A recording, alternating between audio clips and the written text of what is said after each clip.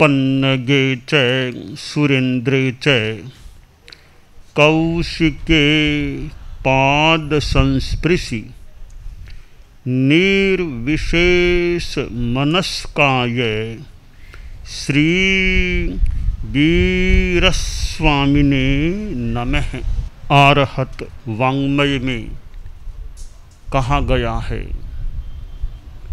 रागो ये दोषो वीय कम्म बीयम कम्मं च मोहपभवं वयन्ति कम्मं च जायी मरणस्य मूलम दुःखं च जायी मरणं वयन्ति। हमारी आत्मा अनंत अनंत काल से संसार में परिभ्रमण कर रही है, और परिभ्रमण इसलिए कर रही है कि कर्म जुड़े हुए हैं आत्मा के साथ। उन कर्मों के कारण आत्मा आगे से आगे, आगे से आगे अपना आयुष्य का बंधन करती रहती है, जन्म लेती रहती है, और जन्म होता है तो मृत्यु तो फिर होनी ही होती है।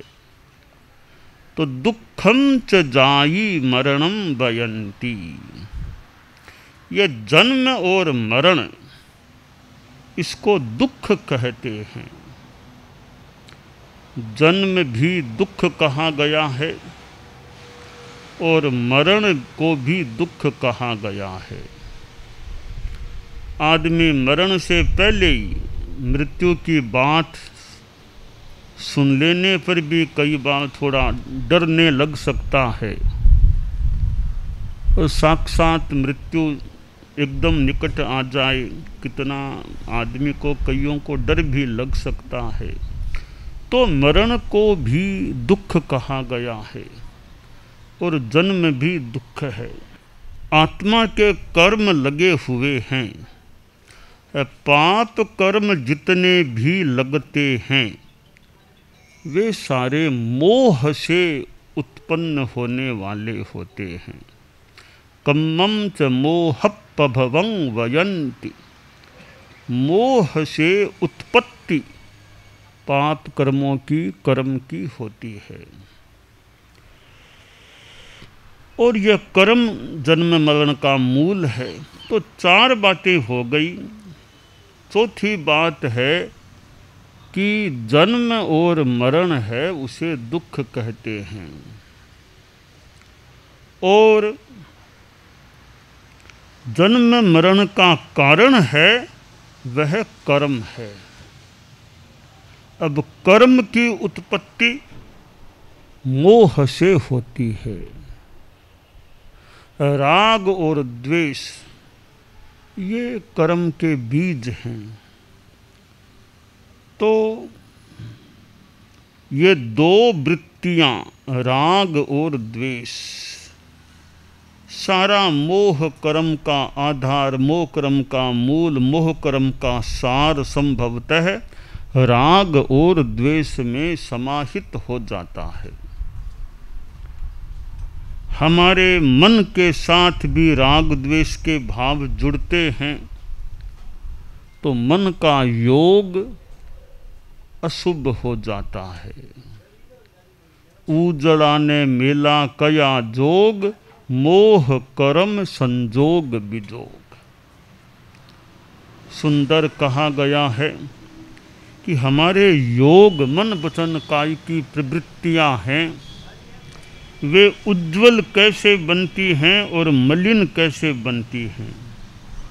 मोह कर्म अलग रहता है तो मन वचन काय की प्रवृत्तियां उज्जवल शुभ रहती है। मोह कर्म का संयोग हो जाता है तो मन वचन काय की प्रवृत्ति मेली, दूषित, मलिन हो जाती है। तो राग द्वेष के भाव मन के साथ जुड़ते हैं तो हमारा मन अशुभ योग वाला बन सकता है। हमारी साधना यह होनी चाहिए, हम राग द्वेष को हल्का करें, प्रतनु करें, कम करें। यह भगवान ऋषभ, भगवान महावीर ऐसे तीर्थंकरों से संभवतः जुड़ा हुआ स्थान दिगंबर समाज, श्वेतांबर समाज, जैन शासन के दो समुदाय हैं। मुख्य बात है कसाय मुक्ति ही किल मुक्ति रेवै, नासाम्बरत्वे न शीतांबरत्वे, न तर्कवादे न च तत्ववादे, न पक्ष सेवाश्रयणेन मुक्ति ही, कसाय मुक्ति ही किल मुक्ति रेवै। कि दिगंबरत्व को दिगंबर बन जाओ, इतने मात्र से मुक्ति नहीं, तो क्या श्वेतांबर बन जाने से मुक्ति हो जाएगी कि नहीं? श्वेतांबर बनने मात्र से मुक्ति नहीं।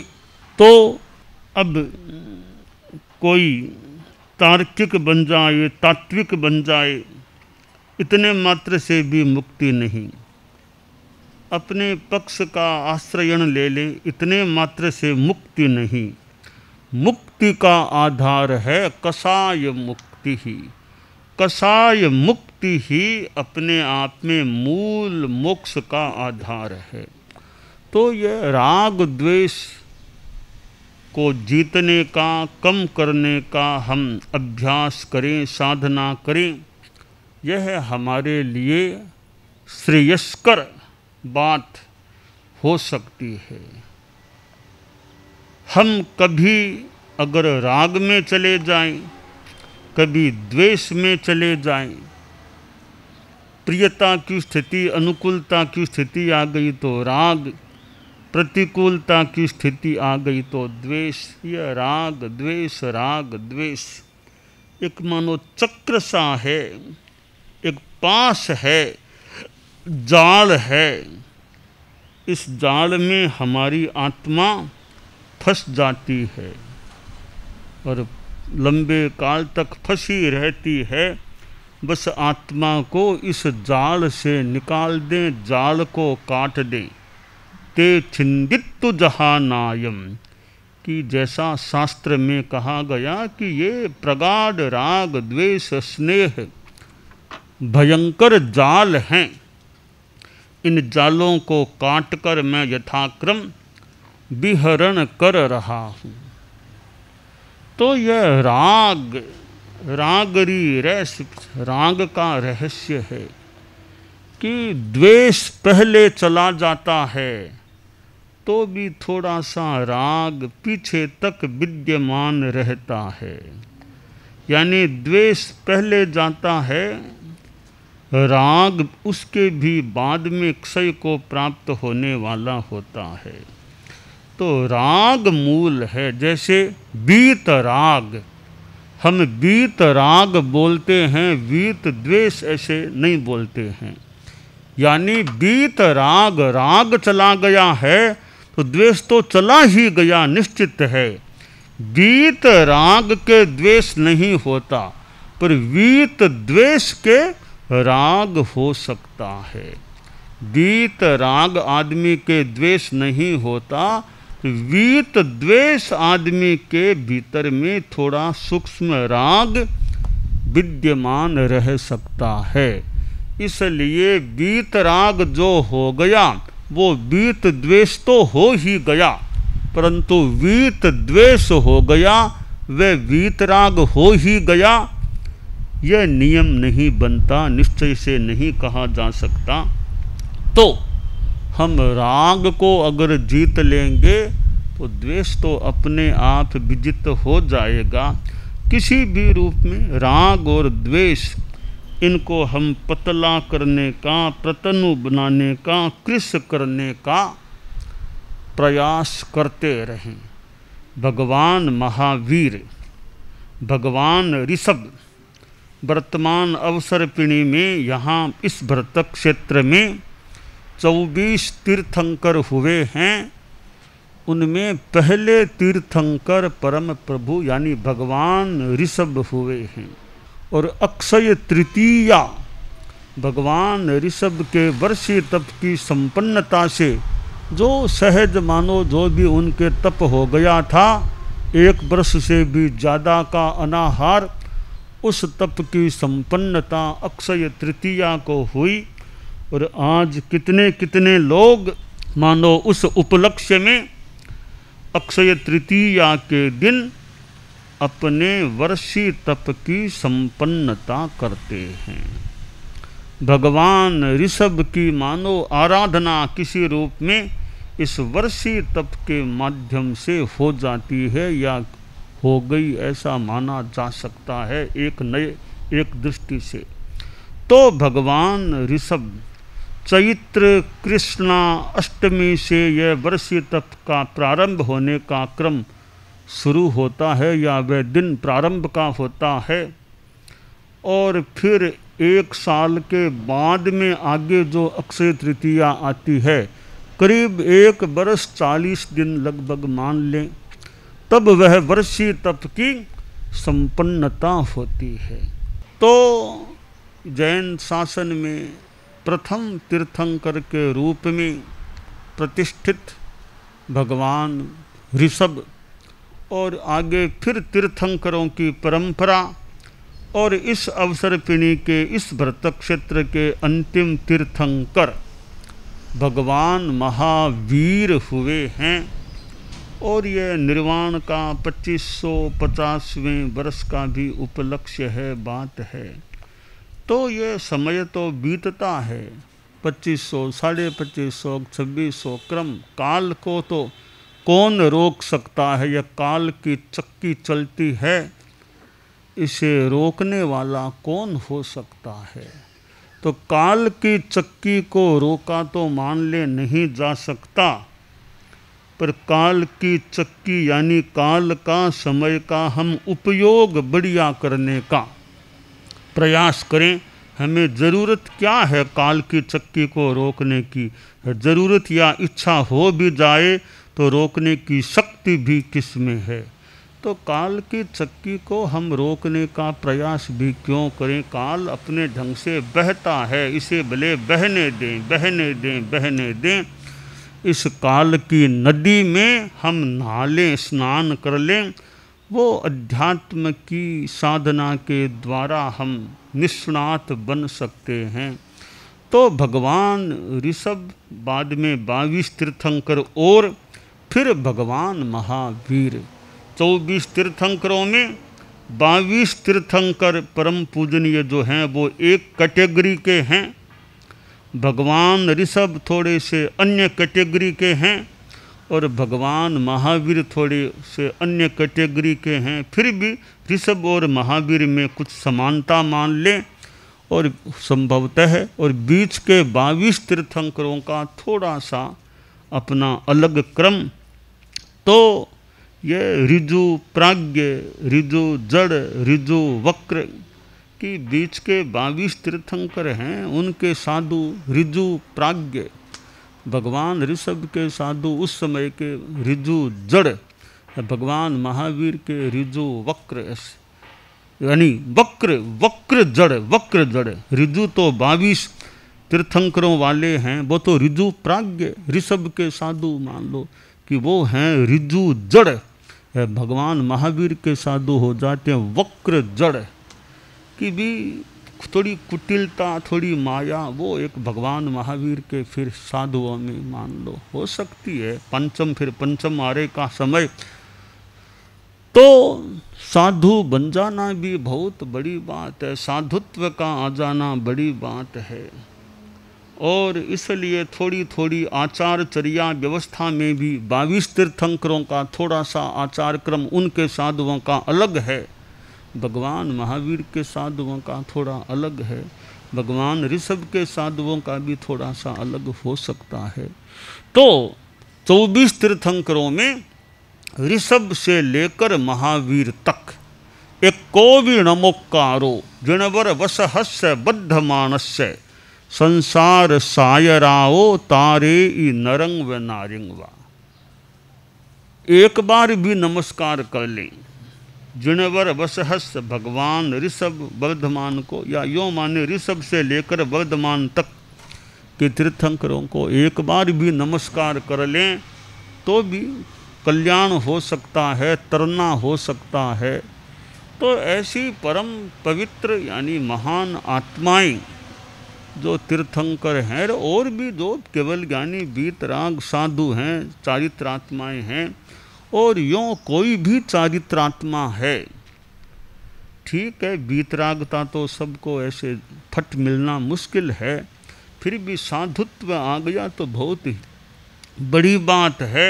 वर्तमान युग में यहाँ पर वीतराग तो ऐसे होने की बात है ही नहीं, केवल ज्ञानी तो यहाँ अभी होने की बात है ही नहीं। केवल ज्ञानी तो दूर, क्षपक श्रेणी मिलनी भी यानी अष्टम गुणस्थान भी अभी मान्य नहीं। 14 गुणस्थान हैं, 14 में 50% गुणस्थान तो अभी मानो है ही नहीं। 7वें के बाद के 7 गुणस्थान तो अभी मिलते ही नहीं है। केवल 7 गुणस्थानों की बात, पहले पहले 7 हैं, तो पहले 7 हैं तो छठा और 7वां गुणस्थान, ये 2 गुणस्थान वर्तमान में साधु में हो सकते हैं। ये भी बहुत बड़ी बात है, छठा 7वां गुणस्थान आ जाए, 5 महाव्रतों को स्वीकार कर ले, वो भी बड़ी बात। अहिंसा, सर्व प्राणातिपात विरमण महाव्रत, सर्व मृषावाद विरमण महाव्रत, सर्व अदत्ता दान विरमण महाव्रत, सर्व मैथुन विरमण महाव्रत और सर्व परिग्रह विरमण महाव्रत, ये 5 महाव्रत स्वीकार कर लेना और पाल लेना वर्तमान समय की तो बहुत बहुत बड़ी उपलब्धि है। जहाँ केवल ज्ञान मिलता नहीं, वीतरागता आती नहीं, जो सामान्य परंपरागत मान्यताएं हैं, तो फिर छठा गुणस्थान और 7वां गुणस्थान जितना आता रहे बस वो बहुत अच्छी बात है। तो भगवान ऋषभ और भगवान महावीर ये तीर्थंकर, बीच के फिर 22 तीर्थंकर, तो हमें जो पथ यह मिला है यह अध्यात्म का पथ है, वीतरागता की तरफ ये ले जाने वाला पथ है। और फिर हम जैन शासन, जिन शासन से जुड़े हुए हैं, जिन शासन की मानो छत्र छाया और हमें फिर भैक्षव शासन का साया, जिन शासन और फिर उसके अंतर्गत हमारा धर्म संघ भैक्षव शासन, 13 पंथ श्वेतांबर परंपरा का है, हम उसमें हैं। और आचार्य भिक्षु वो हमारे पहले आचार्य, तीर्थंकरों में तो पहले हमारे भगवान ऋषभ हैं, और आचार्यों में हमारे धर्म संघ में पहले आचार्य श्री भिक्षु स्वामी हैं। और भिक्षु स्वामी की भी अपनी वाणी, उनका साहित्य और कैसे उनके उद्गार, उनका चिंतन या वाणियाँ उनके ग्रंथों में जो हमें उपलब्ध होती है, तो तीर्थंकर के प्रतिनिधि, तीर्थंकर के प्रतिनिधि तो भिक्षु स्वामी की वाणियाँ तो तीर्थंकरों में पहले भगवान ऋषभ हमारे लिए परम आराध्य, और हमारे धर्म संघ के आचार्यों में पहले हैं वो आचार्य श्री भिक्षु स्वामी। तो वे आदि तीर्थंकर हैं, और ये हमारे आदि आचार्य, 13 पंथ धर्म संघ के आदि आचार्य हैं, वे भिक्षु स्वामी हैं। हम सिद्ध योगी आचार्य श्री महाप्रज्ञ से प्रेक्षा ध्यान का एक प्रयोग करें। आपको एक प्रयोग कराया जा रहे हैं श्वास प्रेक्षा का। 5 सेकंड में श्वास लेना है, 5 सेकंड भीतर रोकना है और 5 सेकंड रेचन करना है और 5 सेकंड बाहर रोकना है। इस प्रकार 20 सेकंड में एक श्वास। सावधान रहे, श्वास भरे, भीतर रोके, रेचन करें, बाहर रोके, श्वास भरे, भीतर रोके, रेचन करें, बाहर रोके, श्वास भरे, भीतर रोके, रेचन करे, बाहर रोके, श्वास भरे, भीतर रोके, रेचन करे,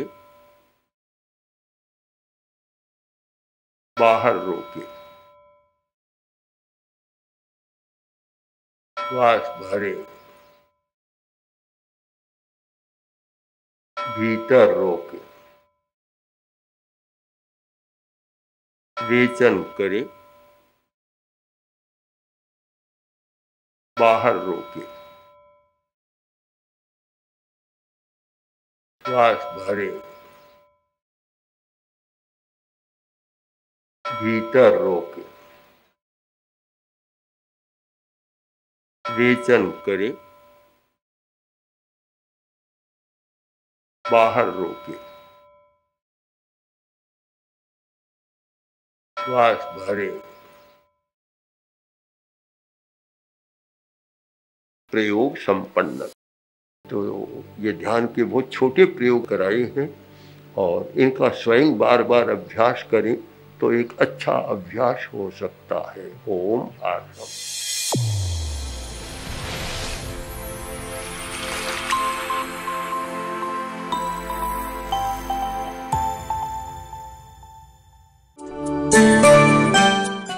एकाग्रता, तन्मयता, अपने आप को मंगलमय अनुभव करते हुए नमो अरहंताणम, नमो सिद्धाणम, नमो आयरियाणम, नमो उवज्झायाणम, नमो लोए सब्बसाहूणम, एसो पंच नमोक्कारो सब्ब पावपणासनो मंगलाणं च सब्बेसिं पढ़मं हवइ मंगलम। चत्तारि मंगलम, अरहंता मंगलम, सिद्धा मंगलम, साहू मंगलम, केवलिपन्नत्तो धम्मो मंगलम। चत्तारि लोगुत्तमा, अरहंता लोगुत्तमा, सिद्धा लोगुत्तमा, साहू लोगुत्तमा, केवलिपन्नत्तो धम्मो लोगुत्तमो।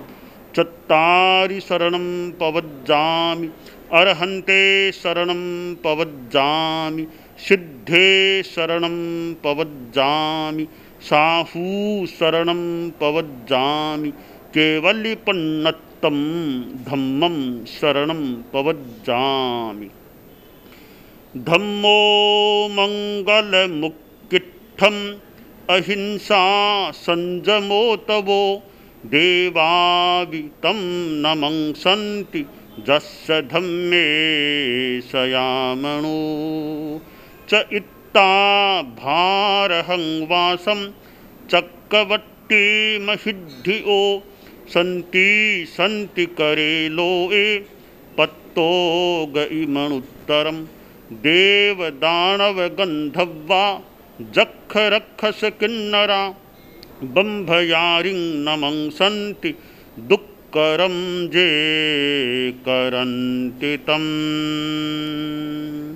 मंगलं भगवान् वीरो मंगलं गौतमो गणी मंगलं स्थूलभद्राद्यः जैन धर्मोस्तु मंगलम। मंगलम मतिमान् भिक्षुः मंगलम भारमल्लकः मंगलम रायचन्द्राद्या मंगलम तुलसी गुरुः महाप्रज्ञोस्तु मंगलम। तेरा पंथोस्तु मंगलम। विघ्न हरण मंगल करण स्वामी भिक्षुनो नाम। गुण ओळख समरण किया सर अचिंत्या काम। विघ्न हरण मंगल करण स्वामी भिक्षुनो नाम।